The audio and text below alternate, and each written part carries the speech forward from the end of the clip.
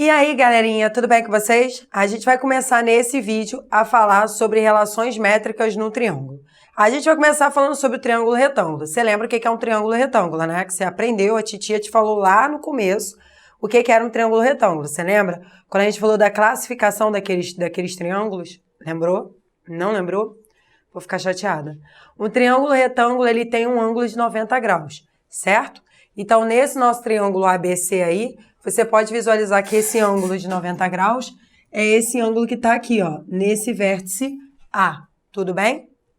Bom, eu vou traçar a altura partindo do vértice A em relação ao lado oposto, que é BC, certo? Quando eu traço essa altura, eu tenho aqui um ângulo de 90 graus e do outro lado também ângulo de 90 graus, até porque a altura é o segmento que é perpendicular. Então, se é perpendicular, forma um ângulo de 90 graus.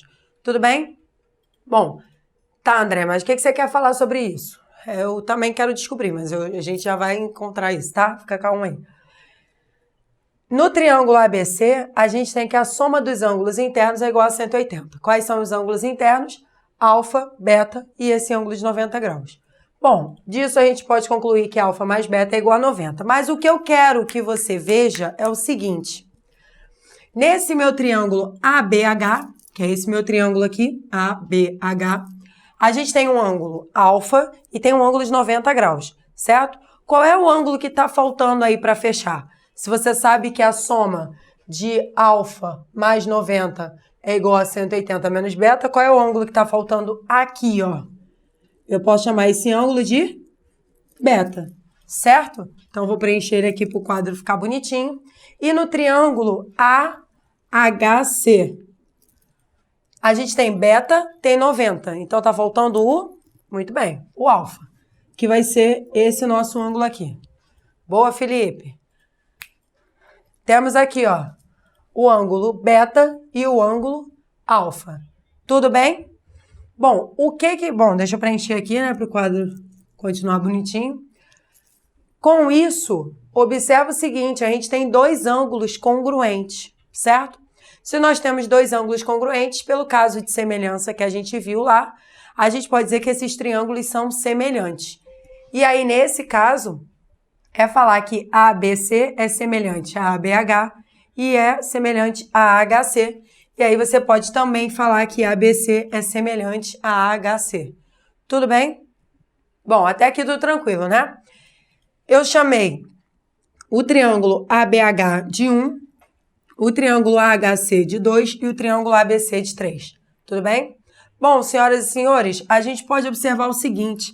Se a gente está falando de semelhança de triângulo, a gente vai tratar de razão de semelhança entre esses triângulos, certo?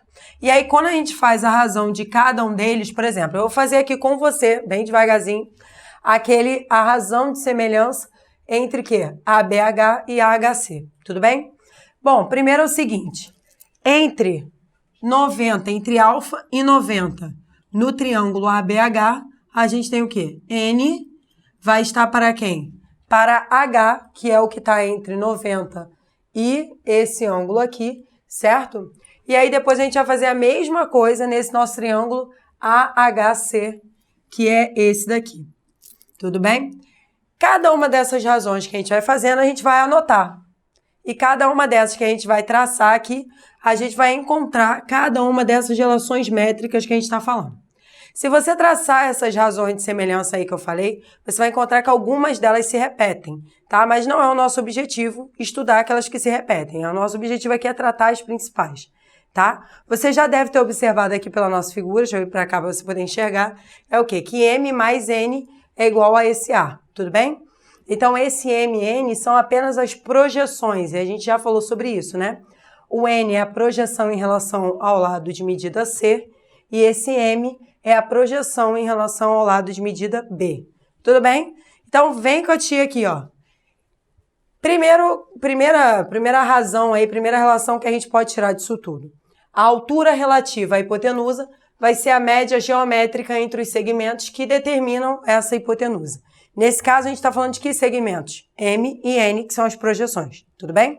Então, a gente pode falar que H ao quadrado é igual a M vezes N. Próximo.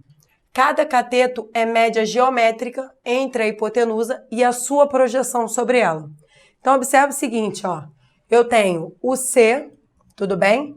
E aí eu posso falar que C ao quadrado é igual ao produto da projeção dele, que é o N, vezes a medida da hipotenusa desse triângulo maior ABC. Tudo bem? Foi? Da mesma forma a gente faz com esse B ao quadrado aqui. É só você olhar, ó. Acho que é aqui, né? Isso. Você olha aqui, ó, que a gente tem o quê? Esse B ao quadrado, M, é a projeção do lado de medida B, certo? Então, B ao quadrado é igual a vezes M aí e fechamos. Terceiro, o produto dos catetos é igual ao produto da hipotenusa pela altura relativa a ela. Então, nesse triângulo ABC, a gente tem B e C catetos, A e H, onde A é a nossa hipotenusa e H é a altura desse triângulo ABC, certo? E o quarto, para mim, é o mais interessante. Eu tenho certeza que vai ser o mais interessante para você também. Pelo seguinte motivo. Vamos fazer essa relação aqui, C ao quadrado igual a vezes N, mais essa relação B ao quadrado igual a vezes M. Ah, André, por quê? Calma, amor. Calma, sem pressa, tá? Vamos fazer o seguinte. Quando a gente soma, ó, a gente vai ficar com B ao quadrado mais C ao quadrado, certo? Mas do outro lado a gente vai ficar com o quê? A vezes M mais A vezes N. Posso colocar esse A em evidência? Posso, né? Vou colocar esse A em evidência. Vamos ficar com A que multiplica M mais N, que é igual a B ao quadrado mais C ao quadrado. Tudo bem? Quem é M mais N mesmo, que eu não lembro?